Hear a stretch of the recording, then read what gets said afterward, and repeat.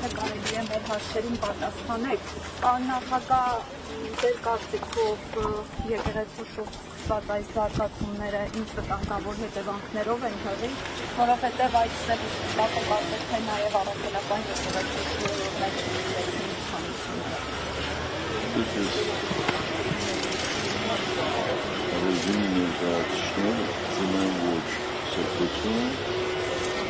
ոչ բարոյականություն և ոչ էլ ականապատություն։ Եկեղեցու դեմ կարող է աշխատ ձեռնարկել մարդ, ով ունի հոգեկան խնդիրներ կամ լծված է ամբողջովին չարությամբ, կամ էլ կատարում է թշնամու հանձնարարություններից։ Ինչ վերաբերում է Վեհապար Հայրապետին, ապա ես վստահ եմ, որ նա հաստատակամ է և ցանկացած պարագաներում բարեփոխչորեն կատարելու է իր ազգային և եկեղեցական ծառայություններ։ Բայց բոլորիս էլ հայտնի է, որ եկեղեցու դեմ հալածանքները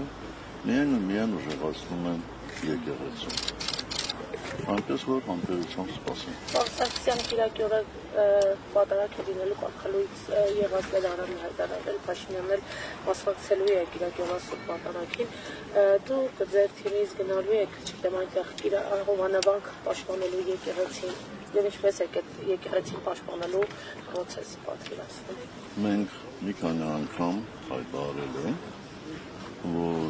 մեր քաղաքական ուժը ամբողջովին կանգնած է Վեհապար Հայրապետի մեր եկեղեցու կողքին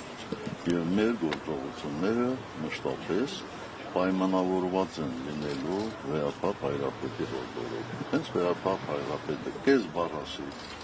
ցանկացած եկեղեցում, Հայաստանի ցանկացած կետում մենք պատրաստ ենք այնտեղ անելու։ Պարոն նախագահ, Վարդան Ղուկասյանի շուրջ իրադարձությունների մասին ձեր դիրքորոշումն է ուզում իմանալ։ Նայեք, ի սկզբանե ակնհայտ էր, որ Վարդան Ղուկասյանը խոցելի թեկնածու է, նրա վերաբերյալ անընդհատ գործեր են լինում, նախկինում էլ են եղել եւ չնայած այդ հանգամանքին ընդդիմությունը որոշեց այդ թվում ձեր քաղաքական ուժի քվեով նրան դարձնել Գյումրու քաղաքապետ։ Ինչ եք կարծում, եթե ընդդիմությունը ավելի շուրջահայաց գտնվեր եւ ավելի անխոցելի մեկին ընտրեր, կունենայինք Գյումրիում այս իրավիճակը, որ ունենք այսօր։ Եվ կար այլ նախ ես կուզենայի, որ դուք շատ ճիշտ տարբերվեք, երբ որ խոսում եք մեր քաղաքական ուժի մասին։ Մենք այո, այնտեղ ունեցել ենք, այսպես ասեմ, մաքրում համակրել ենք, յոսակարել ենք, բայց դա չի նշանակում, բայց չի կարելի նույնականացնել մեր քաղաքական ուժ։ Սա մի։ Ես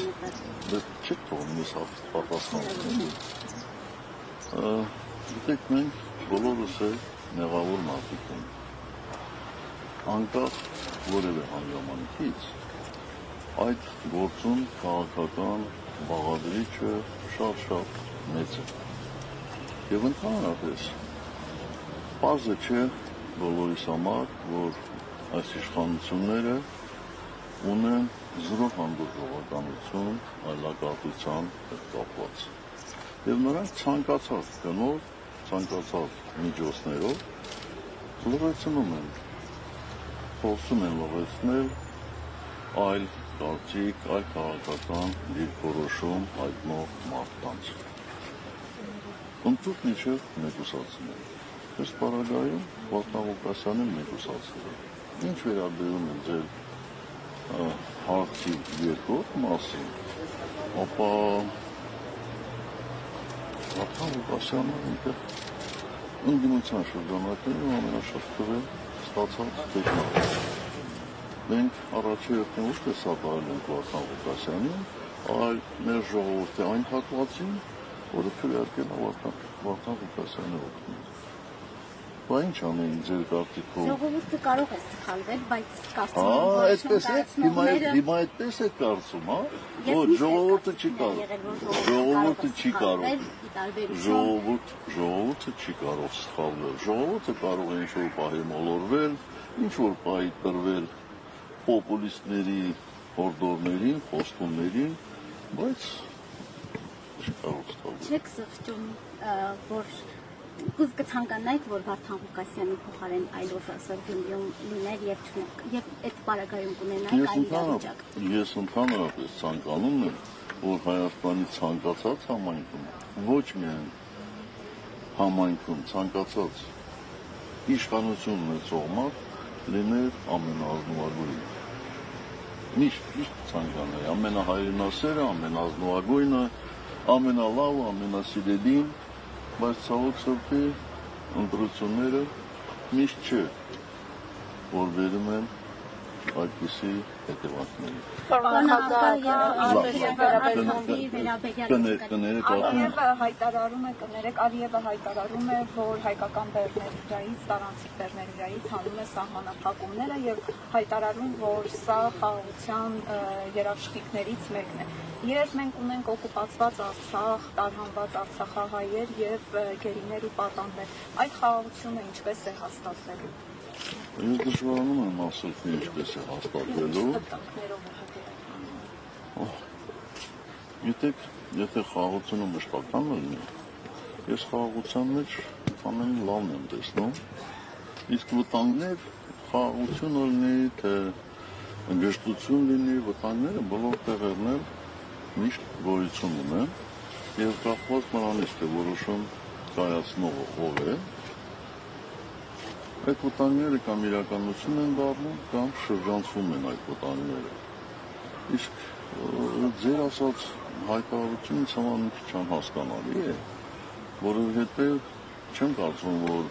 Հայաստան հացահատիկ ներկրելու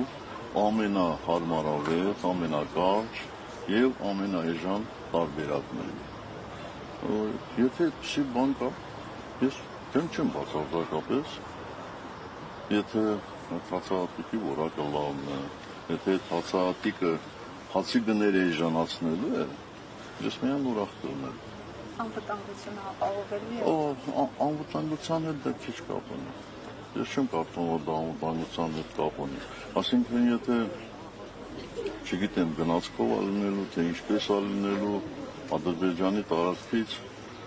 այդ ճանապարհ չկա Հայաստան մտնելու, քան նորից հասնի Վրաստան, Վրաստանից նորից Հայաստան։ Ես կարծում եմ, որ մեր վրացի գործընկերներն այդտեղ անելիք ունեն եւ իրենց անելիքը բանեն։ Լավ աղում են դա։ Պարոն նախագահ, ինչպես եք վերաբերվում դուք ընդդիմադիր դաշտի խոշորացմանը, քանի որ ակնհայտ է, որ ազգային ժողովը 3-4 ուժից ավելի չի անցնելու եւ այսպես չեք կարծում, որ միավորմամբ է հնարավոր հաղթել Նիկոլ Փաշինյանի նրա իշխանությանը։ Ես չեմ կարող ասել այսօր, որ ազգային ժողովում դուք նկատի ունեք նոր ընտրվելիք ազգային ժողովում 3-4 ընդդիմադիր ուժեր կլինեն, կարծում եմ, գոնե այսօրվա պայմաններում ես տեսնում եմ առնվազն 4 ընդդիմադիր հայացքներ ունեցող ուժեր, որոնք հնարավորություն ունեն լինել ազգային ժողովում։ Որոնք են այդ ուժերը։ Եկեք Պարոն Քոչարյանը շեշտել է, պարոն Սարգսյան, ցանկալի է, որ դուք էլ շեշտեք։ Դուք ոնց որ առաջի անգամ եք գալիս այստեղ հաղթարվում։ Ես խնդրել եմ, որ պարոն Քոչարյանը ինձ հարցեր չտա։ Բայց մենք չենք կարող ձեզ հարցեր չտալ Հայաստանի երկրորդ նախագահ եւ մեկ այլ ընդդիմադիրի վերաբերյալ, որքան էլ դուք դա ուզում եք չեք ցանկանում, որքան դուք չեք ցանկանում։ Արդյոք դուք համարում եք, որ դուք իրավունքներ ունեք, ես չէ։ Դուք իրավունք ունեք։ Բայց մենք էլ իրավունք ունենք հարցեր հնչեցնելու եւ ճիշտ է, ես էլ իրավունք ունեմ հարցերին կամ չպատասխանելու կամ խոսակելու։ 2026 թվականի ընտրությունների հետ կապված արդեն 1 տասնյակից ավել կուսակցություններ կամ չգիտեմ դաշինքներ ցանկություն են հայտնել մասնակցելու 26 թվականի ընտրություններին։ Դուք դերևս Հայաստանի Հանրապետական կուսակցությունը, այսպես ասած, որոշում չունեք, արդյոք վերանայել եք կամ կարող եք պատասխանել այդ հարցին, մասնակցել եք թե ոչ, մենք մեր որոշումը չենք վերանայել, մենք այսօր նախապատվությունը տալիս են impeachment-ին եւ կարծում եմ բոլորը տեսնում եք, որ խորհրդարանական ընդդիմության իրական կոնսոլիդացիան շատ լավ հնարավորություններ են բացում impeachment-ի հետագա իրականացման գործում։ Ես ընդհանրապես շատ զարմացած եմ այն մարդկանց վրա, հատկապես այն քաղաքական ուժերի, ովքեր փորձում են impeachment-ը հակադրել ընտրություններին։ Բայց ինչպես կարելի է հակադրել։ Դրանք երկուսն էլ սահմանադրական, չասեմ միջոցառումներ, ամենայն դեպքում սահմանադրական դրույթներ են։ Այսպես թե այնպես ընտրությունները կայանալու են։ Եվ սահմանադրությունը հստակ ընդգծում է, որ impeachment-ը ճգնաժամային լուծման գործիք է։ Եթե մարդիկ կարծում են, որ այսօր Հայաստանում ճգնաժամ չկա, մենք այդպես չենք կարծում։ Եվ մենք համարում ենք, որ առանց սրանց իշխանություններից հեռացնելը միայն ու միայն Հայաստանին օգուտ է։ Այնպես որ կգա ժամանակը, մենք ներկայացնենք։ Պարոն Սարգսյան, դուք Նիկոլ Փաշինյանին չեք ճանաչում, երբ որ ընդդիմադիր գործիչ եք, երբ իրեն 2018 թվականին իշխանություն տվեցիք։ Ես մի քանի անգամ ասել եմ, հիմա էլ կրկնում եմ։ Ես այդ մարդուն շատ մոտիկից երևի տեսել եմ մաքսիմում 3 անգամ։ Դա մի անգամ եղել է 93-ի վերջ, 94-ի սկիզբ, մի անգամ եղել է, եթե չեմ սխալվում, 98-ին, երբ որ դատարանում ենք, այսպես ասեմ, հանդիպել, տեսել, եւ մի անգամ էլ 18 թվականի մայիսում, ուրիշ որևէ տեղ ես այդ մարդուն չեմ տեսել,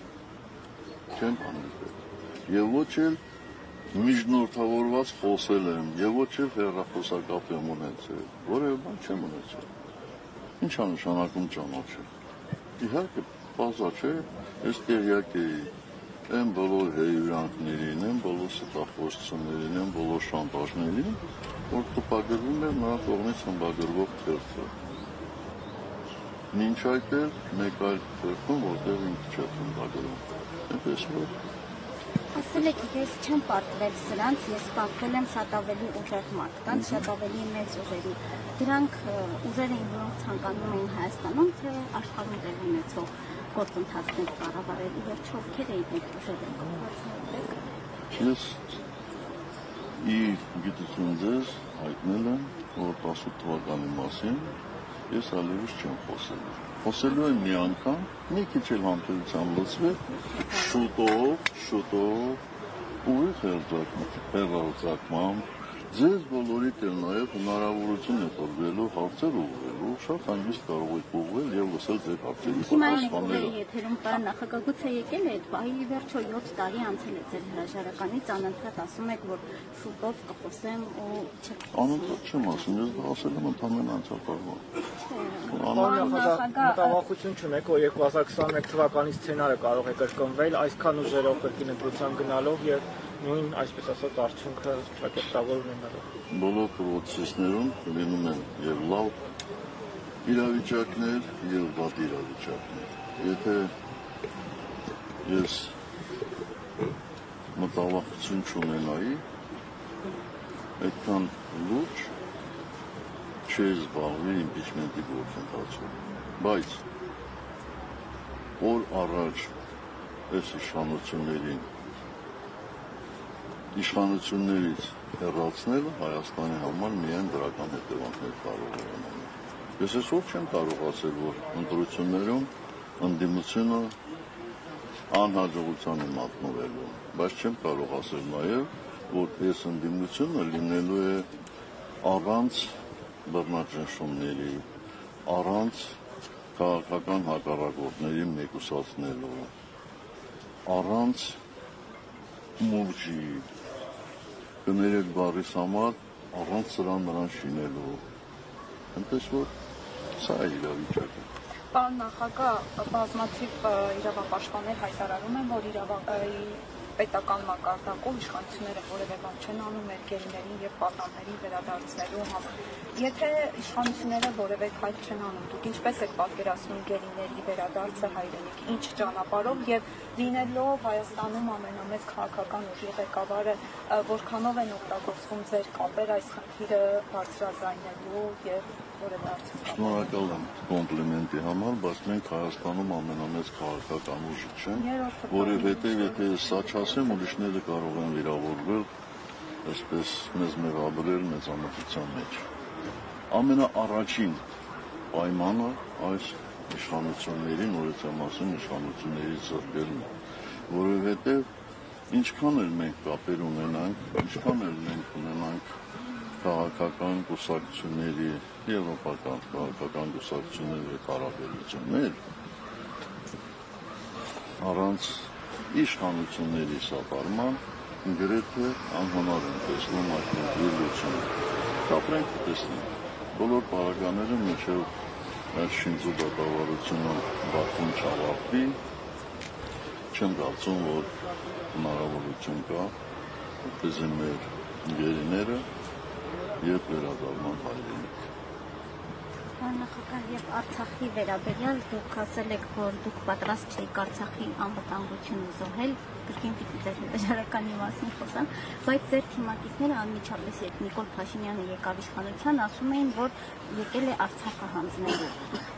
Այդ հակասությունը չի առաջանում ձեր թիմակիցների հետ։ Հասկացա, ես ասել եմ, ես պատրաստ եմ Ես պատրաստ չէի փորձությունների ենթարկել Արցախի անվտանգությունը հավանաբար Ձեր թիմակիցներն էլ անմիջապես հենց դուք հրաժարական տվեցիք եւ Նիկոլ Փաշինյանը եկավ իշխանության, ասում էին եկել է Արցախը հանձնելու։ Հաստատի դուք անվտանգության կամ չզոհելու համար անվտանգությունը հրաժարական տվեցիք, թիմակիցները վստահ էին, որ Նիկոլ Փաշինյանը հանձնելու է Արցախը, ինչպես ստացվում։ Դա իրար չհակասող բնույթներ են, որովհետև որևէ մեկը լինել իմ թիմակից կամ այլ քաղաքական ուժից երբեք չէր կարող պատկերացնել Արցախի այսպիսի հանձնում Ադրբեջանը։ Վստահ եմ, իմ թիմակիցները Արցախը հանձնել նկատի են ունեցել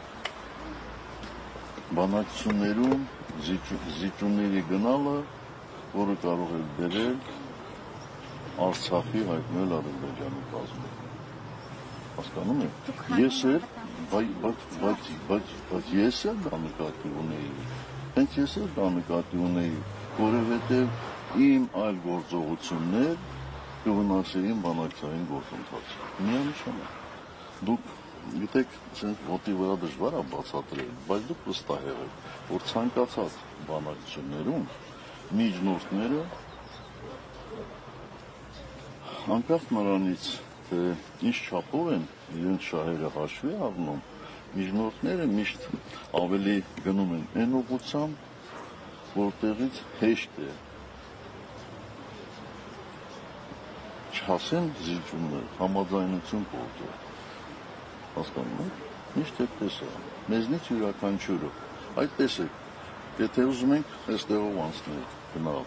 մենք ոսկ հասնենք, պետք է շրջանցենք, չէ՞, կամ էլ այս երկու ստոյկաների արանքով անցնենք, որպեսզի քիչ դիմադրության հանդիպենք։ Միջնորդները միշտ այդպես են, բանակցային պրոցեսը այդպես է, եւ ով կամք ունի, ով կարողանում է փաստարկներ բերել, ով որ համոզված է, նա էլ բանակցություններում հաջողության է հասնում։ Ես պարոն նախագահ խոսելով արտաքին քաղաքականության մասին, օրինակ վերհիշելով ձեր նախագահության տարիները, բանակցությունների հետ կապված, արտաքին քաղաքականության հետ կապված տարբեր գերտերությունների ղեկավարների հետ դուք հավասարի նման խոսում էիք, բանակցում էիք։ Այս իշխանությունների օրոք կարծես թե Հայաստանը եւ Հայաստանի ղեկավարները այնպես են անում, որ մենք վերածվել ենք ծաղրի առարկայի, օրինակ Նիկոլ Փաշինյանի պահվածքը, սրտիկները, որ ուղարկում է, երբևէ մենք այսպիսի արտաքին քաղաքական չգիտեմ ինչպես ձևակերպեմ վիճակում գտնվել ենք։ Նախ ուզում եմ որ դեզի իմ անձը այդպես բան չանեք, չմեծարեք ու չափազանցացնեք, ես երբեք ինձ թույլ չեմ տվել համարելու հավասար գերտերությունների ղեկավարներին բայց երբեք թույլ չեմ տվել, որպեսզի մեզ համարին երկրորդական, երրորդական երկրներ։ Համեմատությունը, ինչ ասեմ,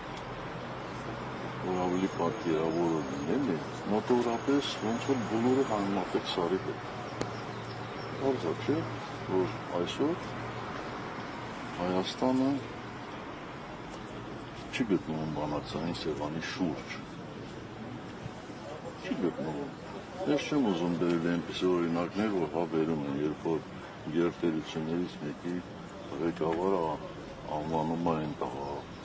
եւ այլն, էլի։ Բայց գիտեք, արտաքին քաղաքականությունը տղայություն չի։ Արտաքին քաղաքականությունը պահանջում է, որպեսզի մարդ հաստատական լինի, հավատա այն գործընթացին, որը ինքը վարում է, եւ չփորձի քանդրբազություն անել։ Կներեք օտարվարի համար, բայց քանդրբազություն, այսինքն հա լարի վրա այսպես խաղա, որտեղ ծանր է, դեպի ծանրը գնա, չգիտեմ, մեծ համասարակշռությամբ փայտիկը վերև բարձրացնի եւ այլն։ Դրա համար ենք մենք այս միջակայքում։ Ինձ երբ որ պոզիտիվ գերտերությունների ղեկավարներին ես ցանկանում եմ իմ անվերապահ համերաշխությունը հայտնել այդ երկրներից մեկի Ֆրանսիայի պաշտոնաթող նախագահ Նիկոլա Սարկոզի եւ վստահ եմ, որ Ֆրանսիայի բարեկամ ժողովուրդը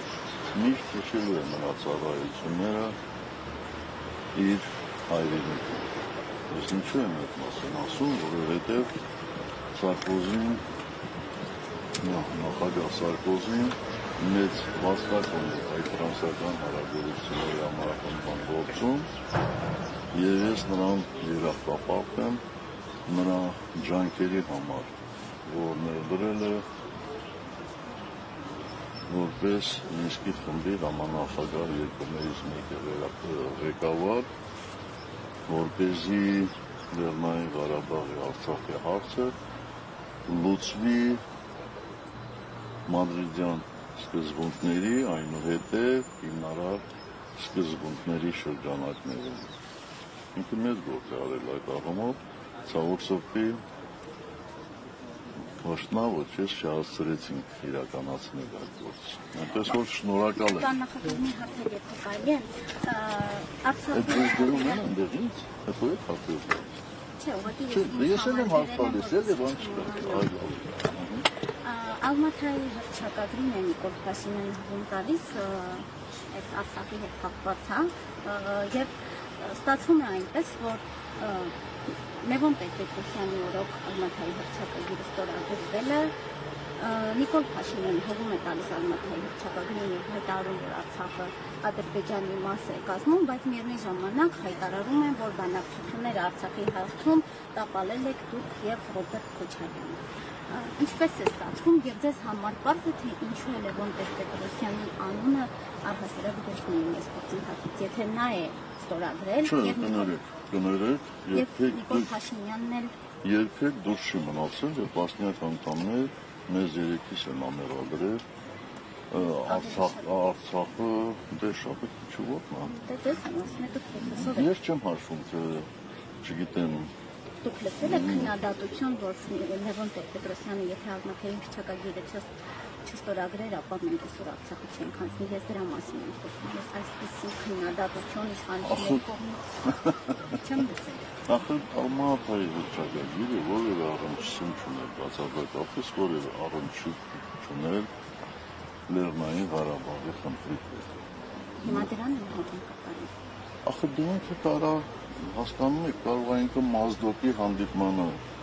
հղում կատարի, նա կարող է Մոնտեվիդեոյի ինչ-որ մի ռեստորանում մի հանդիպման հղում անել, դա ինչ կապ ունի։ Ես մի քանի անգամ ասել եմ, հիմա էլ կրկնում եմ, պետությունների տարածքային ամբողջականության սկզբունքը որևէ հակասություն չունի ազգերի որոշման սկզբունքի հետ։ ով այդպիսի հակասություններ է տեսնում, ուրեմն նա ծանոթ չի ոչ ՄԱԿ-ի սկզբունքներին եւ ոչ էլ Հելսինկյան սկզբունքներին, որտեղ սևը սպիտակի վրա եւ այն սկզբունքը կա, եւ այս սկզբունքը կա։ Տարածքային ամբողջականության սկզբունքները վերաբերում են պետությունների, միջպետական հարաբերությունների, իսկ ինքնորոշման իրավունքը վերաբերում է կենտրոնի եւ ծայրամասի հարաբերությունների։ Ես մի քանի անգամ, երևի մեկ տասնյակ անգամ ասել եմ, որ մենք ճանաչում ենք Ադրբեջանի տարածքային ամբողջականությունը, բայց դա որևէ կապ չունի Լեռնային Ղարաբաղի ինքնորոշման խնդրի հետ։ Եվ որևէ մեկը, ես նկատի ունեմ մասնագետներից կամ համանախագահներից չի ասել, բայց դու ինչի ես այդպիսի հակասական բաներ ներում։ Իսկ եթե մեկի գլխում կա, որ այս հարաբերությունները, այս սկզբունքները իրար հակասում են, դա իր պրոբլեմն է։ Եվ ոչ թե այս հարաբերությունների պրոբլեմը։ Ավջ տարածքալ է գտել։ ՄԱԿ-ի սկզբունքներում հակասություն է գտել։ Կամ Հելսինկյան սկզբունքներում հակասություն է գտել։ Դա ինչ ասեմ։ Շնորհակալություն։ Շնորհակալ։